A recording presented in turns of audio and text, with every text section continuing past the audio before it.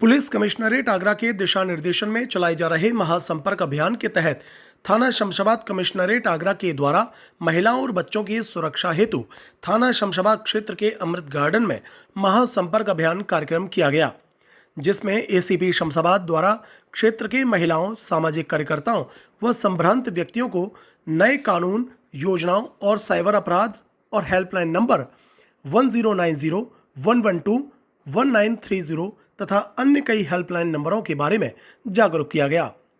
महासंपर्क अभियान कार्यक्रम के अंतर्गत आम नागरिक और पुलिस के बीच में एक संवाद स्थापित किया गया। इसके तहत आम जनता की पुलिस से अपेक्षाओं के बारे में भी जानकारी ली गई। वर्तमान में चल रही साइबर अपराध के तहत तमाम घटनाओं को ध्यान में रखते हुए डिजिटल अरेस्ट क्या होता है, इसको लेकर पुलिस ने आम जनमानस को पूरी जानकारी दी तथा इससे बचने के भी उपाय बताए। पुलिस द्वारा आयोजित किए गए महासंपर्क अभियान कार्यक्रम में शमशाबाद क्षेत्र की बड़ी संख्या में लोगों ने हिस्सा लिया। इसमें शमशाबाद नगर पालिका अध्यक्ष ओमकरण अवनीश, चेयरमैन संरक्षक अवनीश कांत गुप्ता, सांसद प्रतिनिधि रंजीत प्रधान, समाजसेवी पंडित सोनू शर्मा, मोनू शर्मा हाट वाले, समाजसेवी शिशुपाल सिंह धाकरे, समाजसेवी जयबीर सिंह, प्रधान संगठन के अध्यक्ष सोनू परमार, पूर्व डिप्टी चेयरमैन शमशाबाद कंचन गुप्ता, रूपाली दीक्षित, डिम्पल गुप्ता आदि गणमान्य लोग मौजूद रहे। Bureau report, times Bharat. Digital India का नागरिक और वैश्विक साइबर स्पेस का एक उपयोगकर्ता खुद को अपने परिवार और दोस्तों को सुरक्षित साइबर संकल्प लेता हूँ। यह ऑनलाइन खतरों से लड़ने में सक्षम है और किसी भी साइबर अपराध या धोखाधड़ी मैं हर समय नैतिक, स्वच्छ और सुरक्षित करने का वचन देता हूँ और साथ ही यह भी वचन देता हूँ कि मैं डिजिटल सुरक्षा के लिए हर समय साइबर सुरक्षता संबंधी प्रथाओं का और प्रक्रियाओं का कड़ाई से विनम्र तरीके से करूँगा और साइबर बुलिंग, अवांछित पोस्ट, फर्जी समाचार जैसी चीजों से साइबर स्पेस जोखिमों और उनके प्रभाव के बारे में अभियान चलाया गया है। क्या कुछ लोगों को जानकारियाँ दी गई? आज ये थाना शमशाबाद क्षेत्र में उच्च अधिकारी के निर्देशन में एक जनसंपर्क अभियान हमारा एक यहाँ कार्यक्रम आयोजित किया गया है। इसमें जनसंपर्क अभियान में पुलिस और जो आम नागरिक हैं और संभ्रांत नागरिक हैं, इन लोगों के बीच में एक संवाद स्थापित किया गया है, जिसमें उनकी अपेक्षाओं के बारे में जानकारी की गई। पुलिस से उनकी क्या अपेक्षाएँ हैं और हमारी क्या उनसे अपेक्षाएँ हैं, इसके बारे में।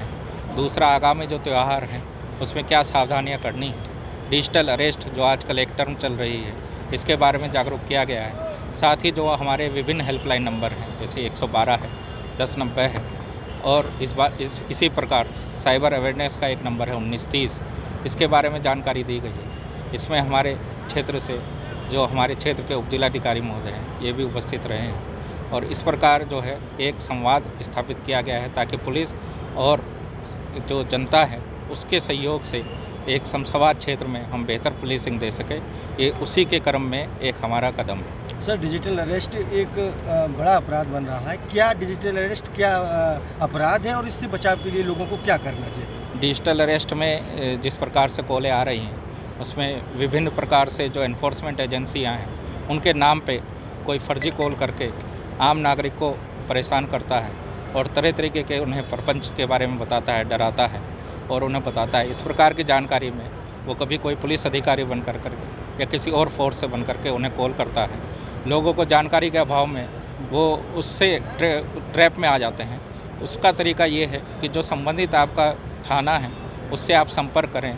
वो जो नंबर से कॉल आई है उसके बारे में जानकारी करें, या 1930 नंबर है उसके बारे में आप लोग उस पर अपनी कॉल जाके उस पर रजिस्टर्ड कर सकते हैं, ताकि आप इस तरीके के डिजिटल अरेस्ट का जो टर्म चल रही है और जो ये फ्रॉड चल रहा है उससे बच सकें।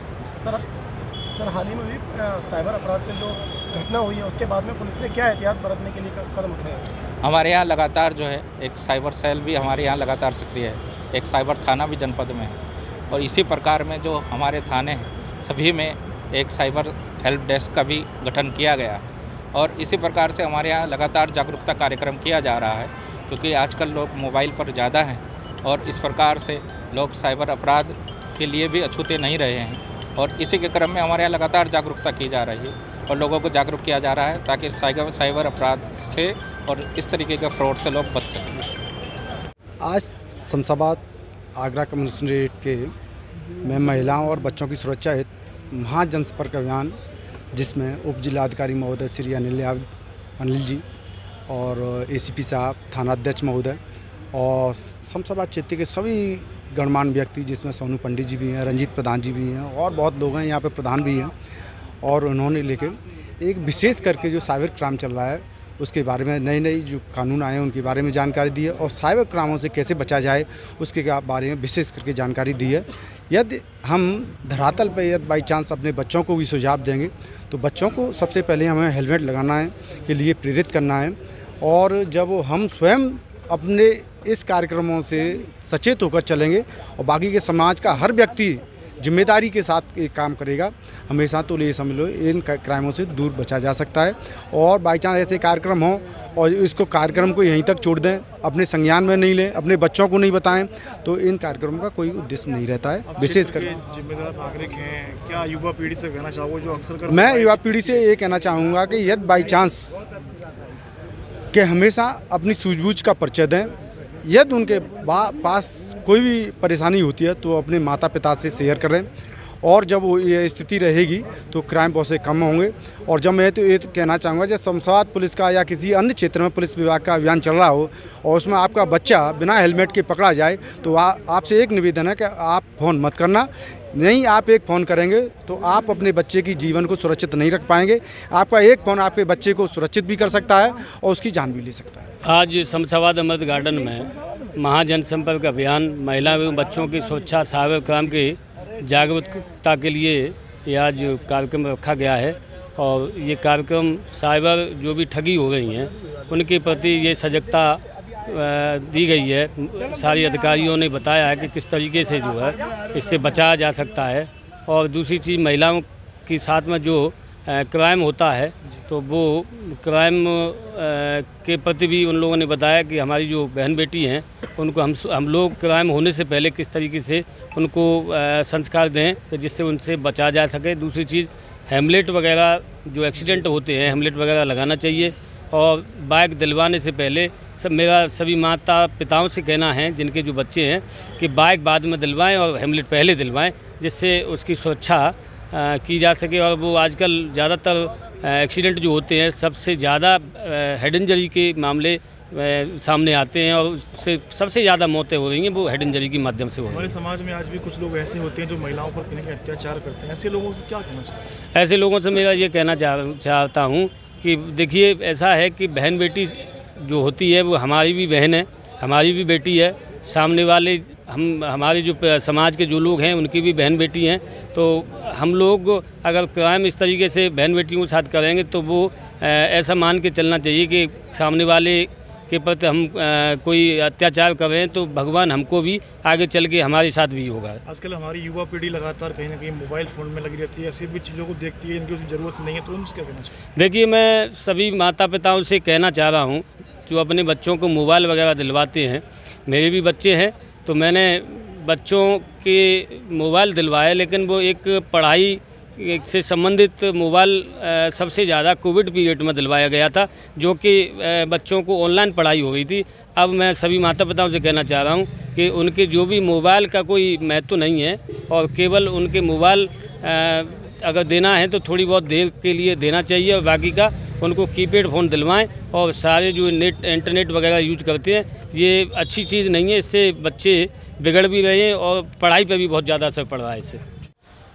आज शमशाबाद नगर में अमृत गार्डन में पुलिस कमिश्नरेट आगरा के तत्वाधान में और यहाँ के कोतवाल हंसराज भदौरिया जी के नेतृत्व में और यहाँ क्षेत्र के एसीपी गिरीश कुमार सिंह की मौजूदगी में इस कार्यक्रम की अध्यक्षता करने वाली हमारी धर्मपत्नी श्रीमती कंचन गुप्ता, जो कि इस नगर पालिका परिषद की पूर्व में डिप्टी चेयरमैन रही हैं, और क्षेत्र के कई गणमान्य लोग जैसे कि प्रधानगण, बीडीसी सदस्य, नगर पालिका के चेयरमैन ओमकरण और सभासदगण और कई संभ्रांत नागरिक गणों और बहनों की उपस्थिति में ये कार्यक्रम संपन्न हुआ। इस कार्यक्रम को विशेष रूप से पुलिस ने इसलिए रखा कि जो क्राइम होता है उसके लिए लोगों को जागरूक किया जाए, जिससे कि क्राइम न हो पाए। उसमें सभी ने वक्ताओं ने अपने अपने संबोधन में कहा और एसडीएम साहब ने शपथ भी दिलाई।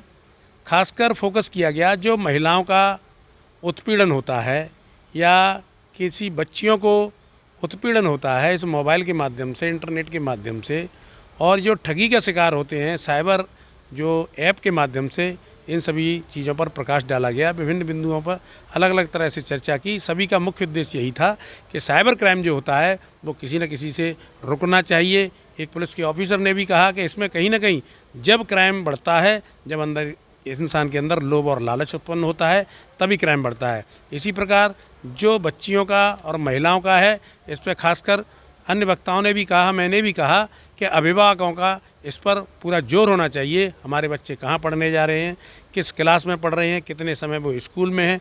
आजकल तो स्कूलों ने भी ये स्थिति कर दी है कि अगर 8 बजे के बाद बच्चा अगर अटेंडेंस नहीं उसकी मिलती है तो वो एक मैसेज अभिभावकों के मोबाइल पर पहुंचाते हैं कि आज आपका बच्चा उपस्थित नहीं है। तो इस तरह की व्यवस्था स्कूल वाले भी कर रहे हैं, पुलिस भी कर रही है। पुलिस का जो कार्य है पुलिस करती है, इसमें कोई शक नहीं है, लेकिन जब तक आम शहरी पुलिस की मदद नहीं करेगा तो निसंदेह पुलिस पूरी सफलता अर्जित नहीं कर पाएगी। मन की जो पीढ़ी है, खास तौर पर कोविड में जो जिन बच्चों को पढ़ाई के लिए मोबाइल दिए गए, उस मोबाइल का आज दुरुपयोग भी कई बच्चों के द्वारा हो रहा है, जिसका खामियाजा भी लोग भुगत रहे हैं, पेरेंट्स भी भुगत रहे हैं। उसके ऊपर आपका क्या मैसेज है, आप क्या देना चाहिए? देखो, मैं अगर कहूँ, मैं 1967 की पैदाइश हूँ, अगर मैं कहूँ अगर पिछले 20 वर्ष में अगर कोई क्रांति हुई है देश के अंदर, तो सबसे बड़ी क्रांति इस मोबाइल की उपलब्धि है। ये मोबाइल जो दुरुपयोग की बात कह रहे हैं, हो सकता है कि दुरुपयोग है, हर चीज़ का सदुपयोग भी है, दुरुपयोग भी है, सिक्के के दोनों पहलू होते हैं। लेकिन आज मोबाइल के बिना जीवन संभव नहीं है। मोबाइल के बिना ट्रेन नहीं चलेगी, मोबाइल के बिना हवाई जहाज नहीं चलेगा। यहाँ तक कि जिस पुलिस ने ये कार्यक्रम किया था, हम उनके पास अपनी पीड़ा की सूचना भी बिना मोबाइल की नहीं पहुंचा सकते, क्योंकि पीड़ित व्यक्ति रात को 12 बजे अगर कहीं घर में चोर घुस आते हैं तो किस तरह और किस संसाधन से थाने में सूचना देने जाएगा। यही एक मोबाइल माध्यम है जिससे हम सूचना कर सकते हैं। इसलिए मोबाइल आवश्यक है, उसका कौन दुरुपयोग कर रहा है ये उनको अपना सोचना चाहिए।